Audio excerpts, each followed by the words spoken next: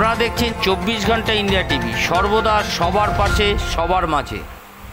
পেয়েছিল এই সন্দীপ ঘোষেরা, মাননীয় মুখ্যমন্ত্রী বলবেন কি এই সন্দীপ ঘোষেরা 15 দিনের মধ্যে কি করে ফেরত আসেন? একটি করে আমি জানি না। খারাপ লোকেরা বলে প্যাকেটটা ঠিক মতন কালীঘাটের ঠিক বাড়িতে পৌঁছে গেলে সবটাই ঠিক হয়ে যায়।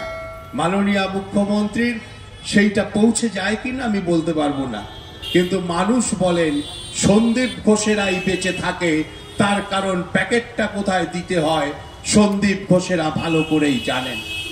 তাই বাংলার মানুষ আবার নতুন করে পরিবর্তন চাইছেন, তাই বাংলার মানুষ রাস্তায় জাগছেন, তাই বাংলার মানুষ আওয়াজ তুলছেন দফা এক, দাবি এক, মমতার পদত্যাগ।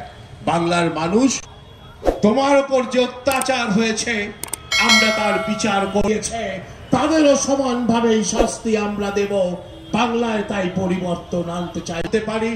এই অন্যায়ের বিরুদ্ধে লড়াইয়ে প্রয়োজনে পতাকা নিয়ে যেমন ভারতীয় জনতা পার্টি রাস্তায় নামবে, প্রয়োজনে ভারতীয় জনতা পার্টির পতাকা নিয়ে ভারত মাতার জয়ধ্বনি দিয়ে আমরা যেমন রাস্তায় নামবো।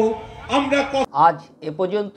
সঙ্গে রাখুন 24 ঘন্টা ইন্ডিয়া টিভি, দেখতে থাকুন সব জেলার সব খবর সবার আগে 24 ঘন্টা ইন্ডিয়া টিভির পর্দায়। নমস্কার।